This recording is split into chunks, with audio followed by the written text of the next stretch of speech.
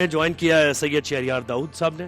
شہریار بھائی السلام علیکم. وعلیکم السلام. وعلیکم السلام. کیسے ہیں؟ دوسرا روزہ آج اور جمعۃ المبارک. جمعۃ المبارک. الحمدللہ اللہ تعالیٰ کا احسان ہے اور اس لیے ہمیں چاہیے کہ جب اللہ تعالیٰ کی کوئی احسان اور اس کا کوئی ہمیں نعمت ملے تو اس کا خوب خوب شکر ادا کرنا. شہریار بھائی سب آپ کو اتنا پسند کرتے ہیں, مجھے اپنے طرح میسیجز آئے کہ شہریار بھائی سے یہ پوچھنا وہ پوچھنا. میں کہا نہیں بھائی دیکھیں وقت کم ہوتا ہے تو جو شو پہ آپ کے ٹرانسمیشن میں جو ہمیں کال کریں گے, واٹس ایپ میسیجز کے ذریعے سوال کریں گے, انہی کے سوال. لیکن ایک آپ ذرا ان سے پوچھ لیں جو آپ کو زیادہ جو لوگ ہیں نا تھوڑا سا وہ بھی خوش ہو جائیں گے. اچھا پھر وہ تو فون پہ دیکھنا پڑے گا, بہت سارے سوال تھے, یہ پوچھ لینا تو تھوڑی دیر میں. خواب کے خاص طور پہ نا سب یہ بتائیں خواب میرا, مجھے یہ خواب آتا ہے. اچھا یہ ایک اور شہریار بھائی یہ بڑا ہوتا ہے لوگوں کو کہ جی مجھے لگتا ہے میرے پہ عملیات ہو رہے ہیں, میرے پہ جادو ہو رہا ہے, میرے بال گر رہے ہیں, تو مسئلہ نیند میں ڈرونی خواب آتے ہیں تو مجھ پہ جادو ہو رہا ہے, کیسے پتا چلے؟ بسم اللہ الرحمن الرحیم. اللہم صلی وسلم وبارک علی سیدنا و مولانا محمد وعلی آلہ واصحابہ وبارک وسلم. بالوں کا گرنا یقیناً ایک بہت بڑا سبب ہے کہ اس پر جادو ہوا ہو. ہاں لیکن خدا کے لیے میری بات کو پکڑ نہیں لینا, میں نے کہا ایک سبب ہے. ایک سبب بالکل بالکل.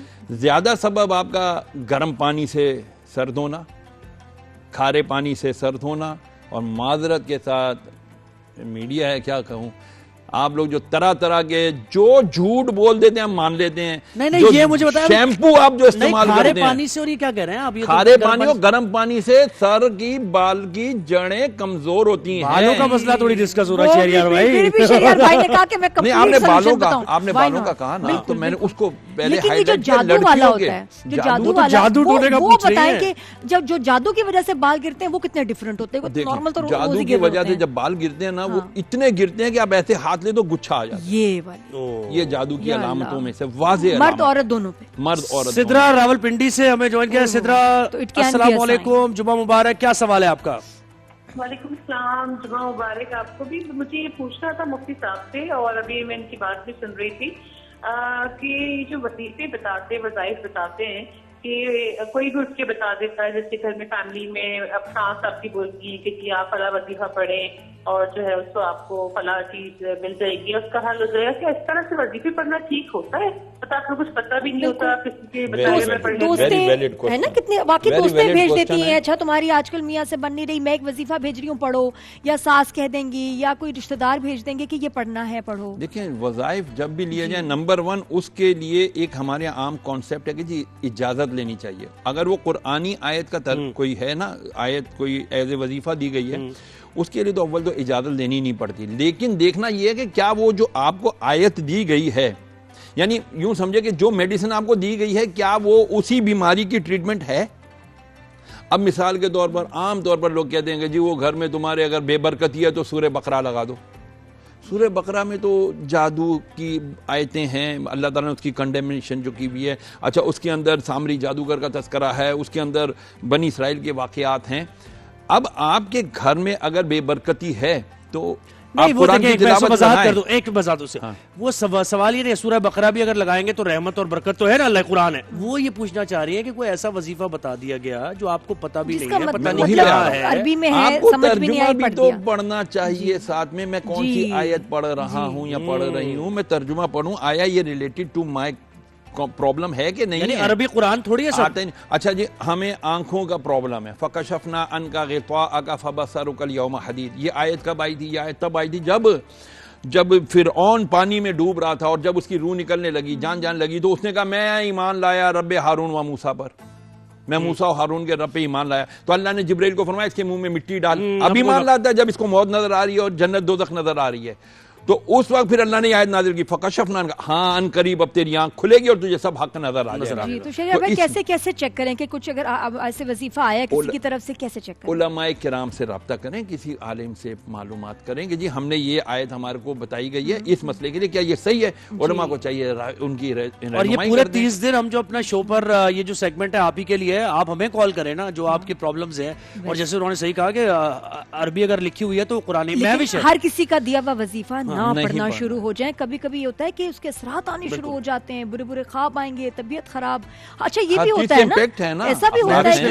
یہ ویسے بتائیں کہ باقی کوئی ایسا وظیفہ پڑھے اور اس کو آپ کو سوٹ نہ کر رہا ہو, کچھ آپ صحیح نہیں پڑھے تو طبیعت خراب ہونے لگ جائے گی, اس کے کیا سمپٹمز ہوں گے؟ آیات ایسی ہیں جو جنات کے اوپر آئی ہیں, کئی آیات ایسی ہیں جو جہنم کے اوپر آئی ہیں, کئی آیات ہیں جو جنت پر آئی ہیں. آپ کی طبیعت کسی اور مسئلے میں خراب ہے, آپ پڑھ رہے ہیں جہنم کی آیتیں, پتہ چلا جہنم کی آیات, کیونکہ قرآن کی ہر آیت پر اللہ نے فرشتے مقرر کیے ہیں. اسی اوپر حدیث پیش کروں, میرے آقا نے فرمایا جب تم نماز پڑھنے جایا کرو نا, کچا لہسن کچی پیاز کھا کے نہ جایا کرو. کیوں؟ کیونکہ یہ بدبودار چیزیں ہیں, اور جب تم نماز پڑھتے ہو تو فرشتوں کی غذا قرآن کی تلاوت ہے, وہ تمہارے منہ سے منہ لگا لیتے ہیں, اور وہ تلاوت قرآن جو تم کر رہے ہو تو وہ حاصل کر رہے ہو تو ان کو تسکین ملے. لیکن جب تم یہ بدبودار چیزیں کھا کے جاتے ہو نا تو وہ فرشتے نہیں آتے, پھر ان کو تکلیف پہنچتی ہے. تو پتہ چلا قرآن کی ہر حرف پہ, ہر آیت پہ اللہ نے فرشتے مقرر کیے ہیں, جو کہتے ہیں نا یہ ان کے خاص موکلات ہیں.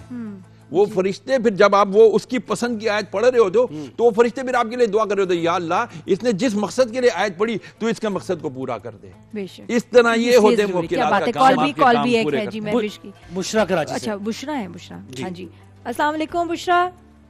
السلام علیکم جی, رمضان مبارک. رمضان مبارک. یہ میں 365 یہ پروگرام دیکھ رہی ہوں, آپ کا بڑا اچھا لگ رہا تھا مجھے. اور یہ نادیہ ہے, یہ مجھے بہت اچھی لگتی ہے پروگرام میں. اور مولانا صاحب سے میرا یہ سوال ہے کہ ہمارے گھر میں بہت جو ہے نا لڑائی جھگڑے رہتے ہیں, ایسے لگتے جیسے کسی نے کچھ کیا ہوا ہے. آپس میں جیسے بچے لڑ رہے ہیں, میاں کی بیوی سے نہیں بن رہی ہے, ٹھیک ہے. تو مجھے یہ پوچھنا تھا کہ کوئی علم کیا ہوا ہے, کسی نے آیا کیا ہے کہ وہ مسئلے مسائل حل نہیں ہو پاتے, لڑائی بغیر کسی وجہ کے بھی میاں غصے میں ہے, ایک دم غصہ آ گیا, لڑائی ایک دم ہو گئی. آپ لائن پر ہی رہیں, جواب لیتے ہیں. دیکھیں سب سے پہلی وجہ جو ہوتی ہے نا ہماری, یہ ہوتی ہے کہ ہم, اللہ نے فرمایا لا تنسا ذکر اللہ, اللہ کے ذکر سے غافل نہ ہو. ہم اللہ کا ذکر کے علاوہ باقی سب کے ذکر کرتے ہیں, ٹھیک ہے. ہمارے گھروں میں تلاوت قرآن ہوتی نہیں ہے. نمبر 3, ہم یہ ہے کہ رزق حلال کھا رہے ہیں, رزق حرام کھا رہے ہیں, یہ اس کی بھی ہمیں تمیز رہتی نہیں ہے. اچھا چلیں جی, آپ کے گھر میں سب کچھ اچھا ہوتا ہے, پھر بھی یہ لڑائی جھگڑے ہوتے ہیں, تو اس کا مطلب ہے کہ آئدر کوئی آپ سے حسد کر رہا ہے. اس لیے فرمایا اپنی نعمتوں کا بے جا اظہار نہ کیا کرو. اب کل افطار ہو رہی ہے تو ہم نے دیکھا جی لوگ افطاریوں کی فوٹویں بھیج رہے ہیں. اب یار جس کے گھر میں نہیں ہو رہی اس کو کیوں آپ وہ کر رہے ہو, ڈیسارٹ کیوں کر رہے ہو ایسا. اس لیے فرمایا اپنی نعمتوں کا بے جا اظہار نہ کرو. یہ حدیث ہے, وہ تو ایک لمبا پروسیس ہے نا. ابھی وہ کہہ رہی ہیں, وہ سمجھ رہی ہیں کچھ ان پر ہوا ہوا ہے, ان پر ہوا ہوا ہے. تو بھائی سیدھی سمپل از دیٹ, آپ قل اعوذ برب الفلق قل اعوذ برب الناس 3 بار پڑھ کے نا پانی پہ دم کر کے خود بھی پئیں, سب گھر والوں کو پلائیں. انشاءاللہ قرآن پاک کی تلاوت کا اہتمام کریں. شہریار بھائی دوبارہ بتائیے گا کہ آپ کیا سورہ فلق اور سورہ ناس 3 بار پڑھ کے پانی پہ دم کر کے خود بھی پئیں اور بچوں کو پلائیں سحر افطاری میں. انشاءاللہ آپ کو اتنا جواب ملے گا. مہوش لاہور سے میں جوائن کیا. مہوش السلام علیکم. وعلیکم السلام. جی جمعہ مبارک. آپ کو سوال کیا ہے آپ کا؟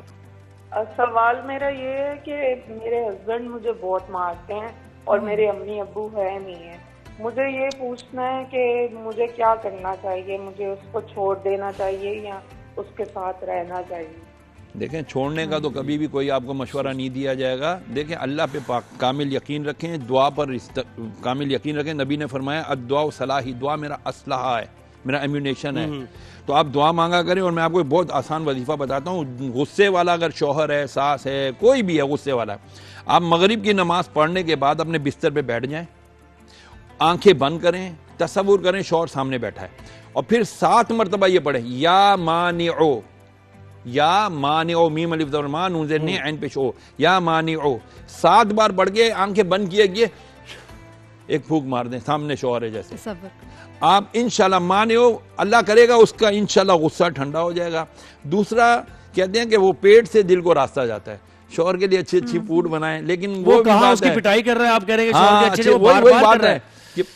اچھا اس کے بعد اگر مطلب دعا تو کریں, لیکن اگر اس کی ایک عادت ہی ہو, ہیبٹ ہی ہو, اس کا ایک طریقہ کار ہی ہو, وہ یہی کہہ رہی ہیں, تو پھر ایسے میں جب اگر شوہر اتنا ظلم کرے, فزیکل ابیوز ہو, تو شہریار بھائی اگر وہ عورت چھوڑنا چاہے, بہت سارے